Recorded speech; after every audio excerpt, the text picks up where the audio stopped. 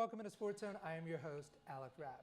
The NBA playoffs are officially underway tonight with 4 teams in the East and the West battling it out for the final 2 spots in their respective conferences. The Dallas Mavericks, they've already punched their ticket facing off against the Utah Jazz in the first round of the NBA playoffs. And joining me now to discuss the Jazz and the playoffs is Malcolm Smith and Anthony Council. How's it going, guys? It's going good. Excited for the playoffs. I am too, and I gotta say, the Mavericks, I think, for me, they got the team that I wanted them to. The Jazz have kind of fallen off over the past few years, and this is the series that I wanted the Mavericks to have. So, Anthony, I want to start with you. What are your overall thoughts on the matchup? You know, I think that this is a great matchup for the Mavericks. I'm thankful and blessed that we're not playing the Clippers again for the 3rd time this year, but it's going to be a very interesting matchup against the Utah Jazz. We all know that the Utah Jazz they've been very interesting this upcoming year. The chemistry with Rudy Gobert and Donovan Mitchell has been very up and down. Yeah. So that's going to play a big factor in this game. I think the Mavericks are going to be fine. We all know what's going on with Luka right now. But I think the Mavericks are going to be very decent if Luka's not able to play this upcoming weekend. Malcolm, what are your thoughts?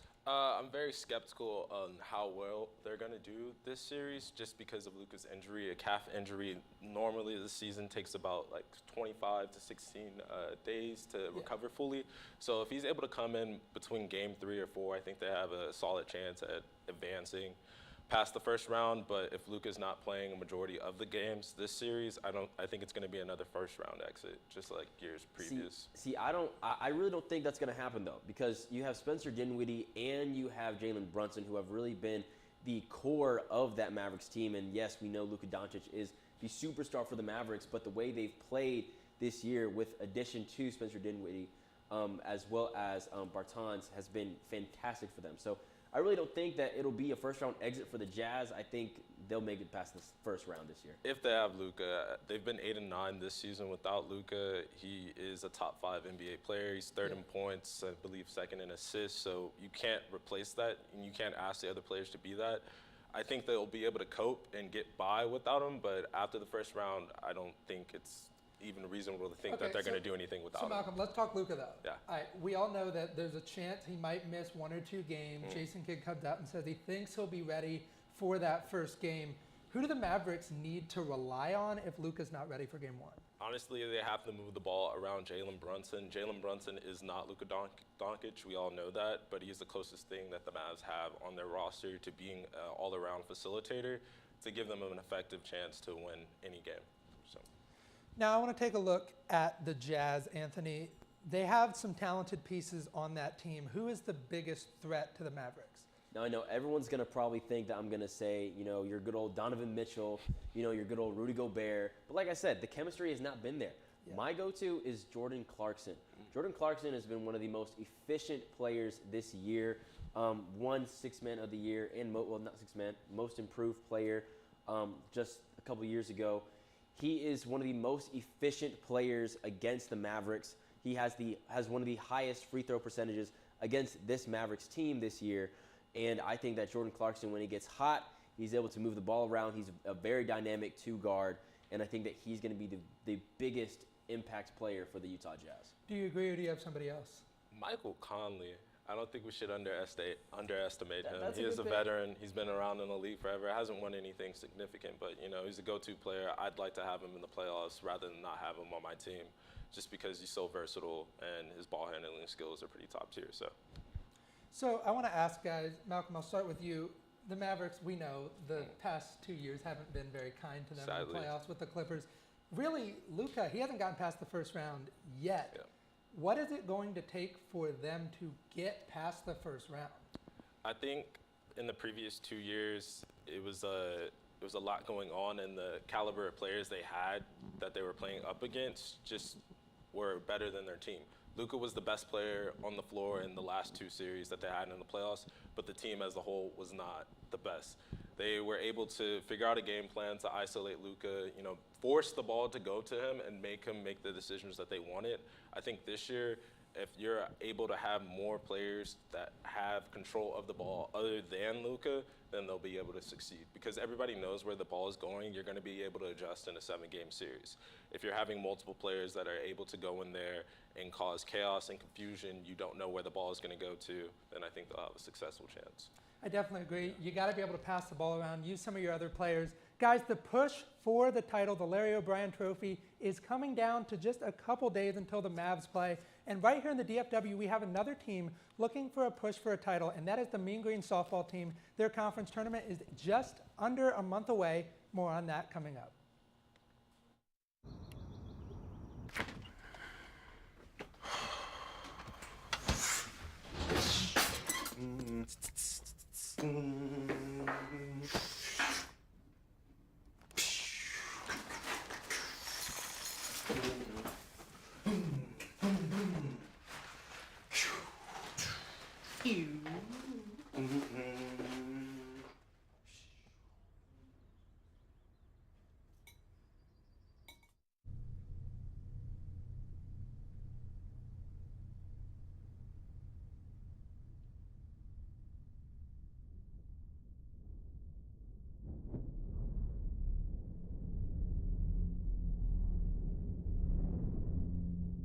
The American Red Cross needs your help to install 100,000 free smoke alarms nationwide. Join us April 27th to May 12th. Volunteer at soundthealarm.org. Beautiful hills and highways of green. Wouldn't it be better if they were clean? Only takes one person to make things right. So join hand in hand and protect our countrysides. One person starts and another follows through. Well, don't mess with Texas. It starts with you. I'm Whitney K. Lane. Remember, y'all, don't mess with Texas. Our hearts are made stronger by how we treat others. Put her there. The light you share can impact those around you, but so can the darkness. Later, twerps. Did Pete saying mean things bother you? So when you reach out to another person, take a moment to consider how they will feel and let your heart be the key to making a difference. Because of you, someone's entire day, year, or even life can change. In every heart, there's hope.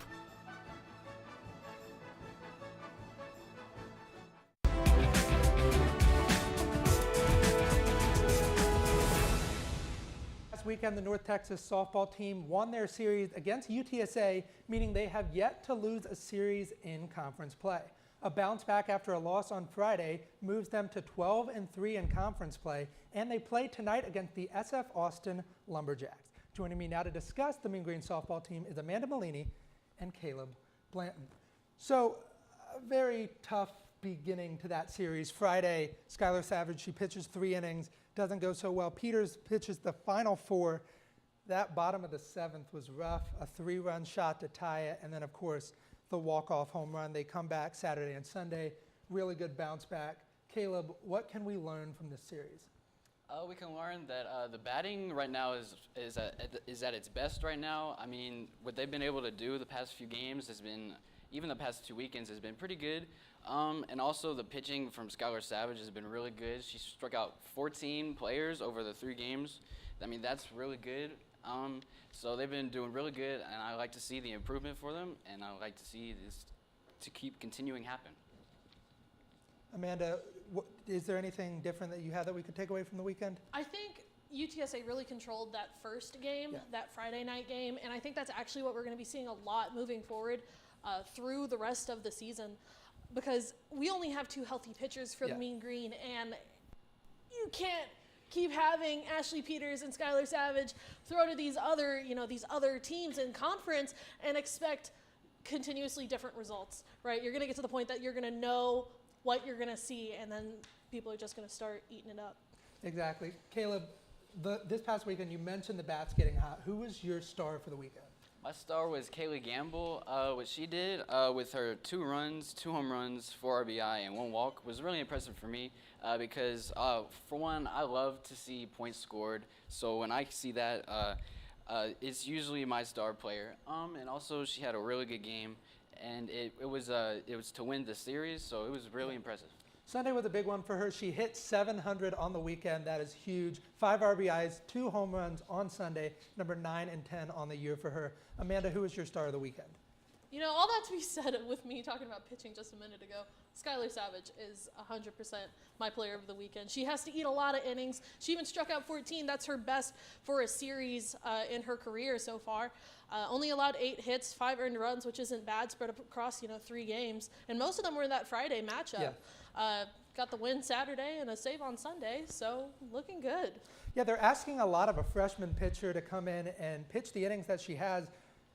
You mentioned it, 2 healthy pitchers. Ashley Peters, she's pitched 53 innings so far this year. And then Savage, she's pitched 49 and a third. Amanda, we're getting pretty close to the conference tournament. Are they going to be ready to go? I know we have the risk of injury. Are they going to be ready? It's not a matter of are they going to be ready. They really have to be ready. There's not really a lot of other options at this point for Rodney DeLong and the rest of his coaching staff. You're relying a lot on a transfer student and a freshman to throw. And the good thing with both of those is the fact that they haven't been seen by the rest of the conference before this year, right? So you're hoping for the best, but you have to be realistic and expect that they might not be able to carry this whole team. Yeah, I definitely think it's going to be kind of one of those down to the final minute things where they might be tired by that point in the season. I wouldn't blame them if they are. Caleb, I want to ask you, pitching has been a shocking strong point of this team. You lose Hope Troutwine and Gigi Wall last year. Is there another aspect of the team that you think has been the strongest part, or is it pitching? Pitching, you can definitely say, but the hitting lately has been really good. I think they're getting into they're playing their best ball right now, I think. And I think you can continue to see that. I mean, there's 15 games left. There's not much left to be done, and the tournament's soon, so we need to see the best from them. And I think Kaylee Christensen really has been able to step up and fill a lot of roles that we lost last year in Tuesday Dermargosian, amongst others. And then even beyond that, the freshman and Sierra Simon, who is showing out really well in shortstop. Yeah, I think for me, that middle infield has been playing really well. Sierra Simon, Michaela Smith, they struggled the first couple games of the year, but they've been putting it together the past couple games, no errors. They've been playing very solid defense. I want to talk tonight. Amanda, very quickly, who wins? I don't think you can stop Stephen F. Austin. I think with 9 straight, they're looking real good. They're looking real hot, and I don't think that the Mean Green have had enough time to recuperate from this road trip to San Antonio. Do you agree, Caleb? I think we can win. I think you can expect a W tonight. I think I have to side with you. I think the Mean Green, it's tough when you come off a series like that. You're tired, but I think this is the one that they win. Guys, if you're not doing anything after this show, the Mean Green, they have first pitch at 6 o'clock against Stephen F. Austin at the Lace. So make sure to go out and support the team. And coming up next, we're going to talk a little Rangers baseball, so don't go anywhere. Your voice, your vote. In our democracy, they matter. Make yours count. Get registered, learn the issues, and vote by or on November 3rd. Visit vote411.org. This message is furnished by the National Association of Broadcasters. Play Eric Amarola's Race Day Mix.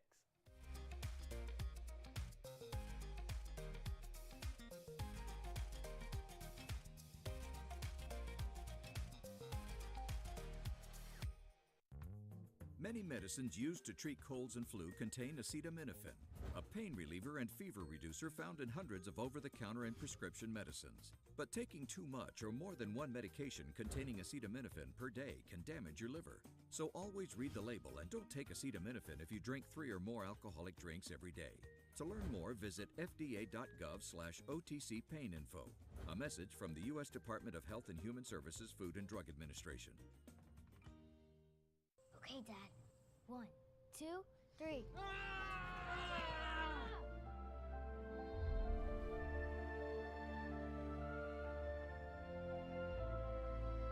You saved me.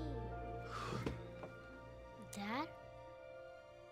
Are you okay? I'm fine, dear. Your hero needs you now, and AARP is here to help. Find the care guides you need at aarp.org/caregiving.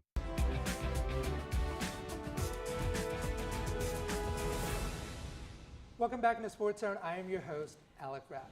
The return of baseball was a glorious one. You had high-scoring matchups, no hit bids, of course, a drive into deep left center by Castellanos in his debut with the Philadelphia Phillies. And joining me now to discuss opening day, I have Amanda Malini and James Carroll.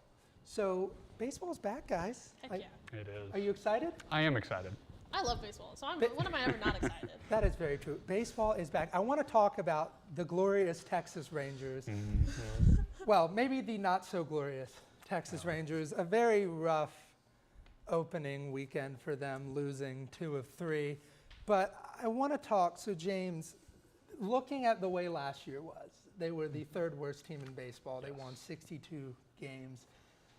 How did they start? Like, what were your thoughts, transitioning from you have a terrible baseball team to you're adding pieces? Well, I was actually a lot more optimistic about this weekend than a lot of people. It's 1 and 2, but the Blue Jays are going to be a really good team this year.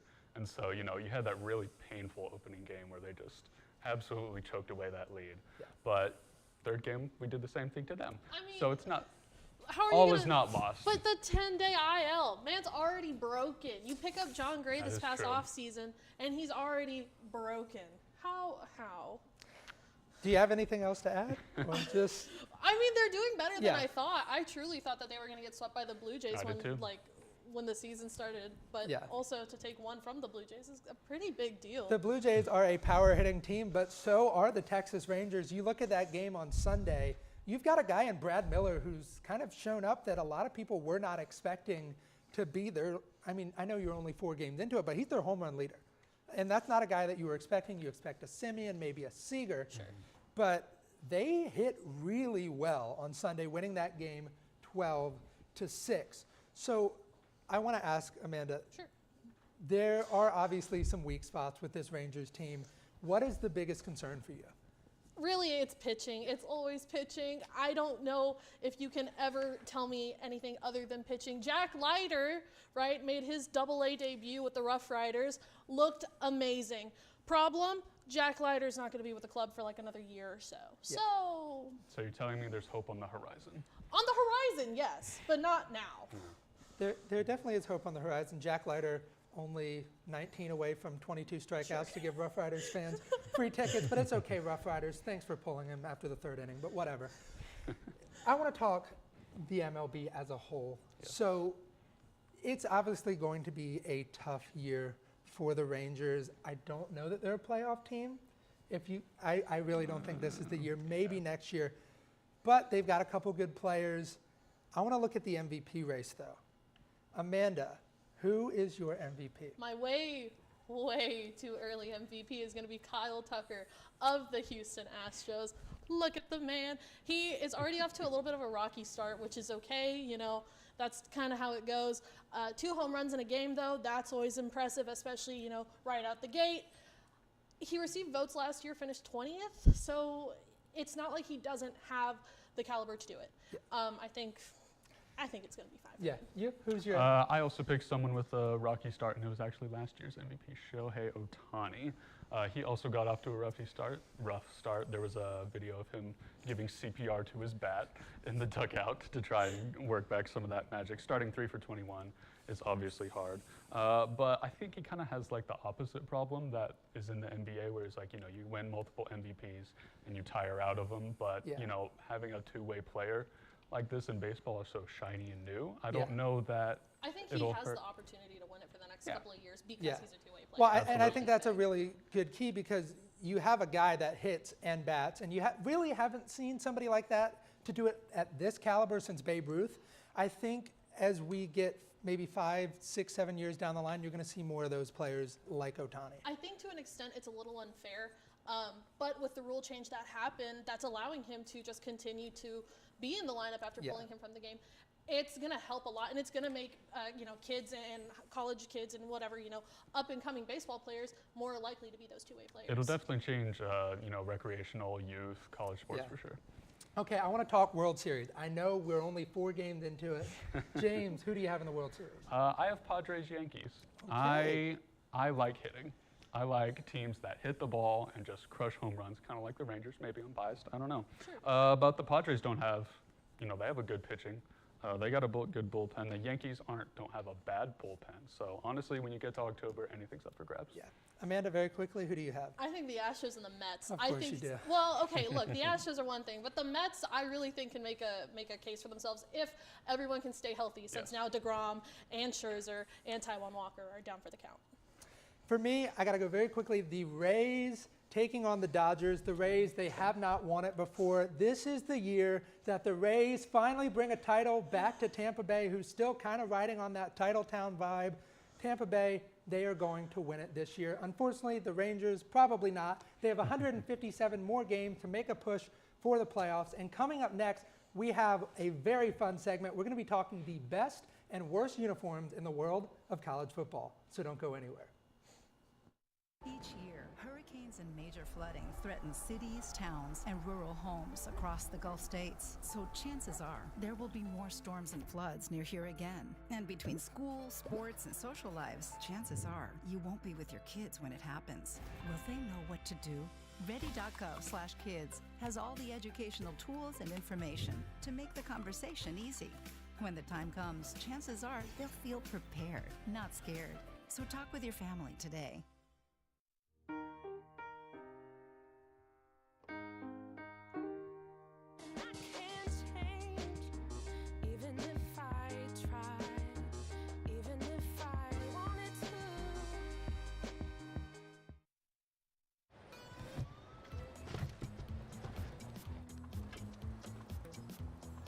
It's a short ride from your neighborhood to your naturehood. To find a neighborhood park or green space near you, visit discovertheforest.org. When I first saw a turtle, my heart was full. Now I'm anything but lonely. We had this deep connection, this heart connection. He just wants to be close to you and part of your life. Every day with Turtle is a perfect day. When I'm holding her, it makes me feel calmer. I think everything he does shows how much he loves us. When we adopt a shelter pet, we discover they're a little bit of a lot of things, but they're all pure love.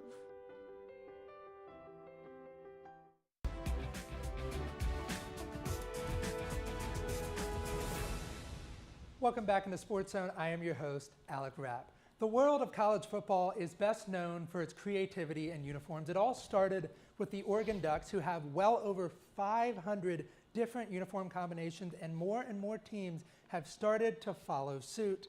And they have seen some of the best and some of the worst uniforms that I have ever seen. And we are going to be discussing them right here, right now. And joining me to discuss those uniforms, I have Mason Shepard and Parker Smith. How's it going? It's good. It's nice to talk about jerseys.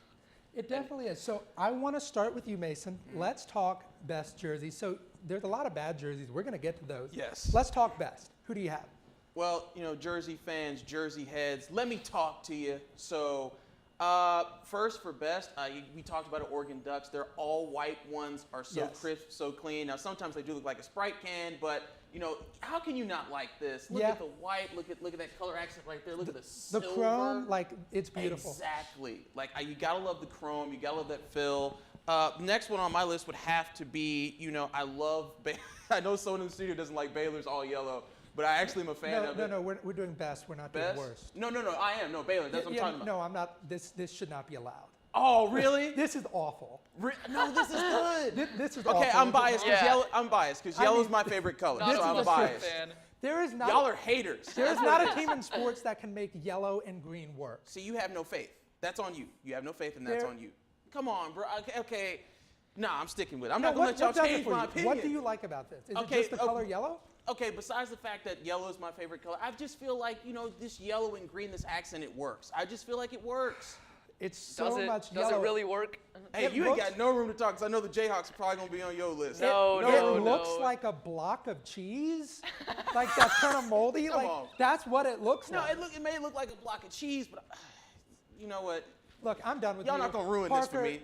Give me your two best uniforms. All right, so at number 1, we are going with the Florida State jerseys. We look at this picture right here. This is an All-American, Dalvin Cook, rocking the Florida State jersey. We see the all black, the crisp designs on the sleeves. Yeah. And to top it all off, you can't talk about a college football jersey without looking at the helmet.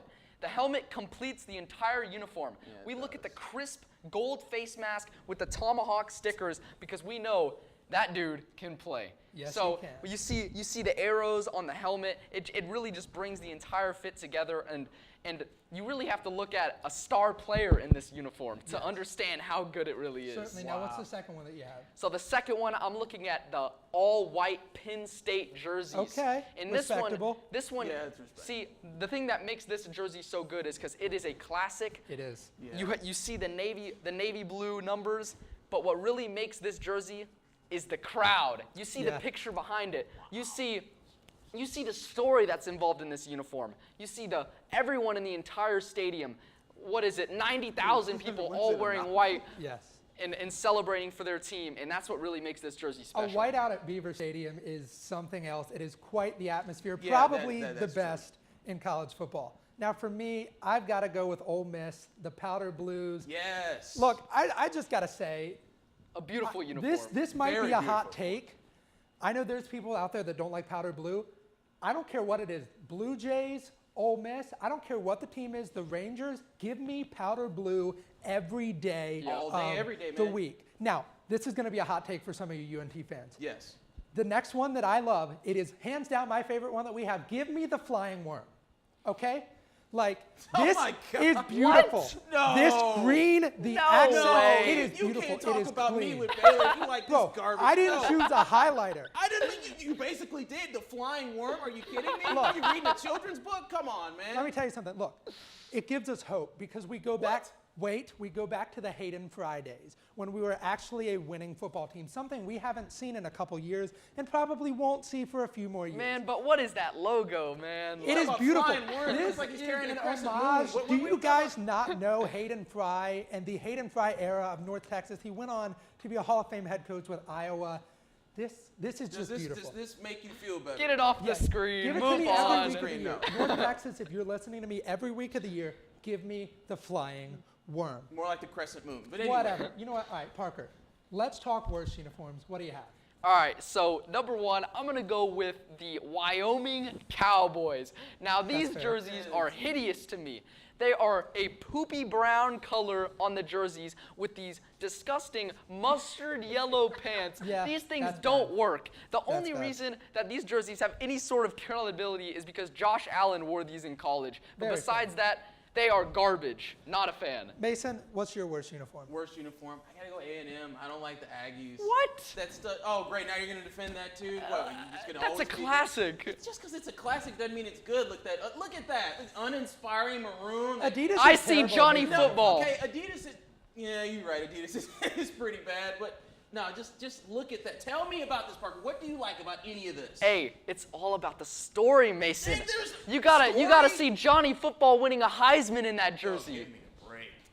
Look, it's not the best uniform. It's certainly not the worst. That would, of course, be the Baylor all yellows. Yeah, I'm Look, ignoring y'all. it's the worst one. But look, if you guys want to see some uniforms in action tonight, the North Texas Mean Green softball team is getting ready for first pitch at the Lace in just a few minutes against the Stephen F. Austin Lumberjacks. So make sure to go out and support the team. And make sure next Tuesday to come right back here, see all of us again for another edition of Sports Zone. If you're on Instagram or Twitter, make sure to give us a follow at NTTV_sports. And don't go anywhere because coming up next is NTTV's Nightly News.